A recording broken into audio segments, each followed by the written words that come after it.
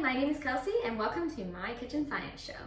So today we are going to make a rainbow tube, and to do that we're going to need some warm water, 6 glasses, some food coloring. I have 4 colors and I'll just mix them to make the 2 colors that I'm missing. You're also going to need a glass tube or a plastic tube. A straw works really great for this, but you just want to make sure it's clear so you'll be able to see the colors in the experiment.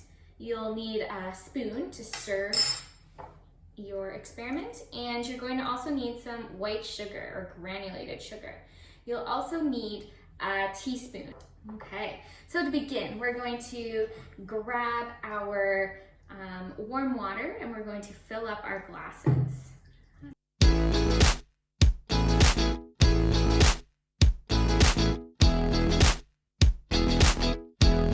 Okay, and now we're going to create a rainbow. So we're going to use our red food coloring at the beginning, and we're going to make orange, yellow, green, blue, and purple.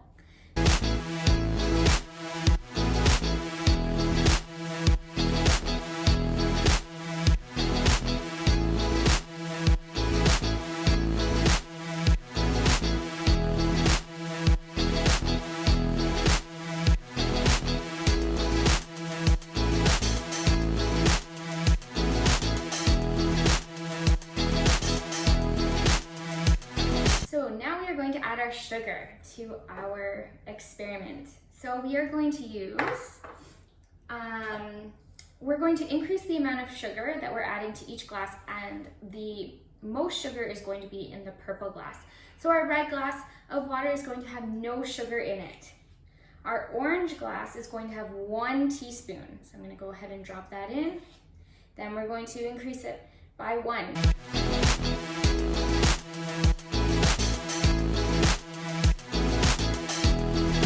Going to mix those up.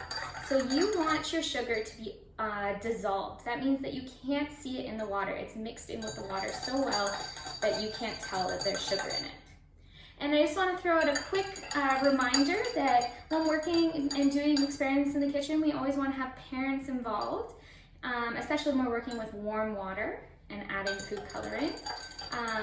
And we also want to make sure that we're not tasting the water that we're using in our experiment. So I'm noticing that my blue and my purple might need to be warmed up a little bit more to make sure that all the sugar is dissolved. So I'm going to go ahead and microwave those.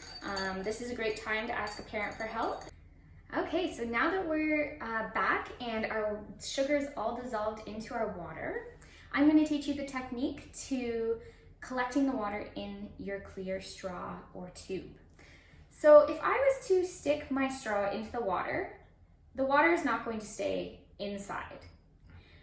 But to keep it inside, if I put my thumb over top of the straw after I stick it in the water will stay in. So I stick the straw into the water, I put my thumb above, and the water will stay in the straw. You want to make sure that you're keeping a nice tight seal on the top of the straw, or else your water will come out. So my prediction is I'm going to take some red. I'm going to take about a centimeter and a half of red water. And I'm going to then put my red water into my orange water, and I'm going to try and see if I can layer them. But my question is, or my predictions, there's really 3 predictions that could happen. When I take my thumb off of the top, the red is going to come out, and it's going to mix in with the orange in the cup. It's going to layer, or nothing will happen. It's just going to stay in the same spot. My prediction is that it's going to layer. So let's see. Let's find out. So I'm going to take my red, about a centimeter, and I'm going to make sure that I dip my orange in about double of what that red is. So about 2 centimeters down. I'm going to go ahead and do that. And I'm going to do it very quick. I'm going to lift my thumb up and then put it back down very fast. Ready? Okay, so here I can see that there is a layer of red and there's a layer of orange.